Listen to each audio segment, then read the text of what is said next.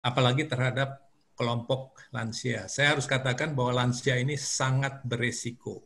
Sekali lagi, sangat beresiko. Saya sedih teman-teman dekat saya, tetangga saya, orang yang saya kenal, yang mereka betul patuh dengan protokol, tapi mereka kena juga. Nah, pada kesempatan ini barangkali saya akan coba lebih detail ya, mengenali supaya Bapak Ibu lebih paham bahwa COVID ini sebetulnya sangat cerdik ya, sangat cerdik. Itu makanya di mana-mana dunia orang-orang yang terkenal, orang-orang yang punya harta, punya kekuasaan, itu menjadi tidak ada artinya di depan COVID. Ya, mereka dengan gampang terenggut nyawanya. Belum lama ini konglomerat, seorang konglomerat juga kena, artis, selebritis, jadi tidak pilih siapapun.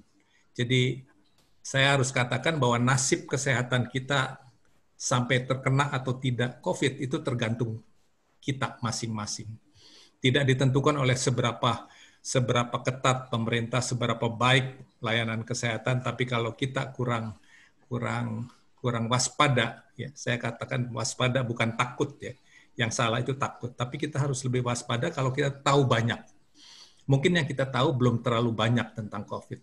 Sehingga kita sedikit bisa lalai, bisa lengah. Ya, sekali-sekali kita kumpul lah ulang tahun, arisan, ya, atau makan bersama. Saya kira hal seperti itu yang mestinya kita tunda. Ya, kita mulai dengan, tolong slide pertama.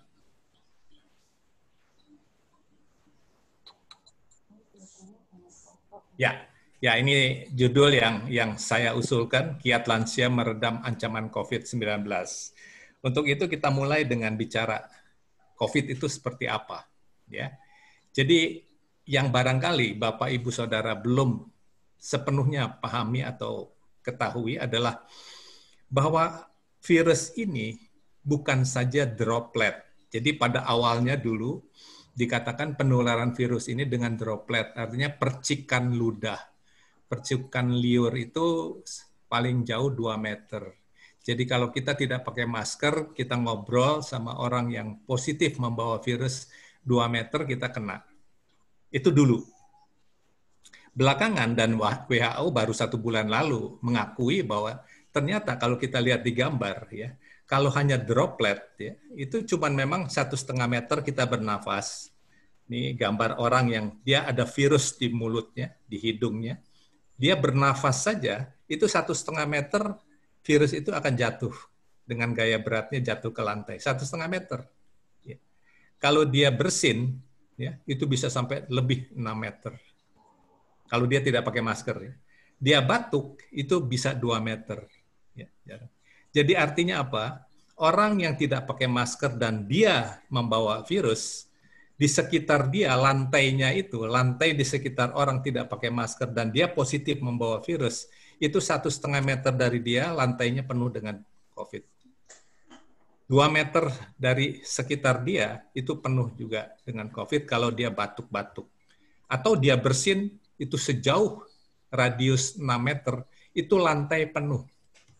Nah ini barangkali yang belum semua masyarakat tahu bahwa lantai itu ternyata terbanyak jumlah COVID-nya.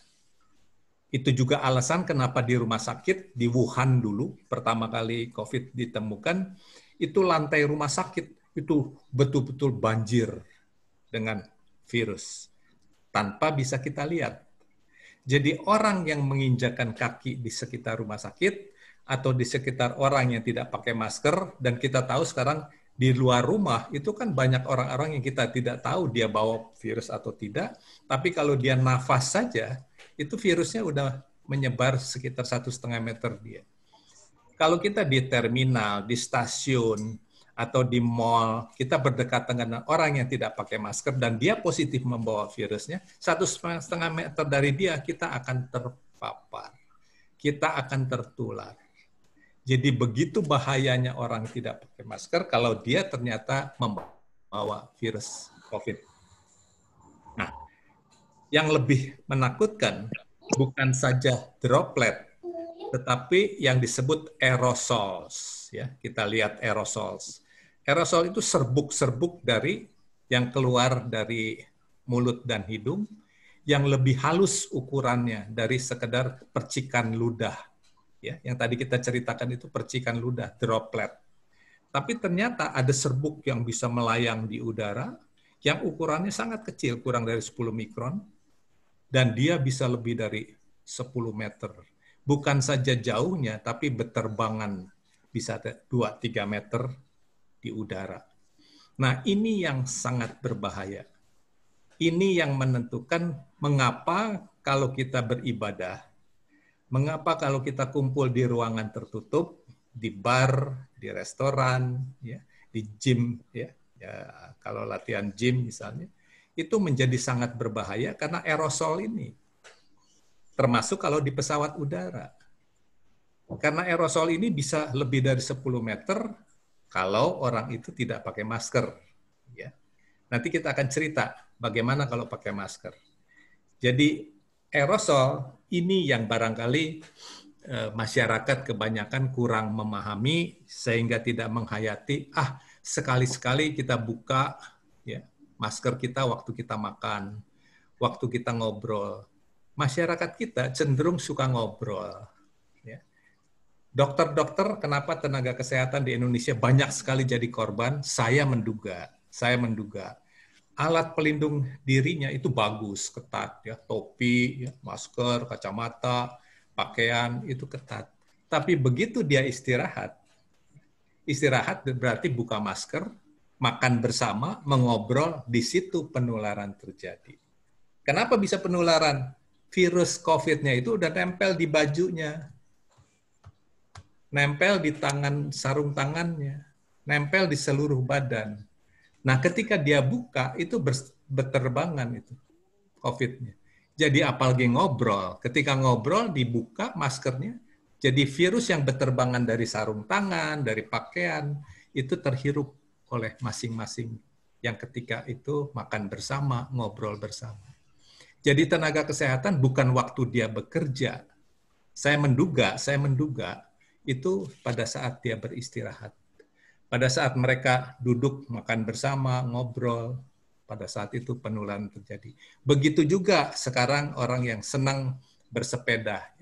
Bersepeda rame-rame, saat bersepeda it's okay, ya. Semua pakai pelindung. Begitu beristirahat, buka masker, ngobrol, atau makan bersama, di situ penularan terjadi. Fakta ini sudah banyak terjadi. Rumah sakit di Jogja ada yang tertular dari mereka yang hobi main sepeda, seorang dokter tertular ketika mereka melakukan kegiatan bersepeda bersama.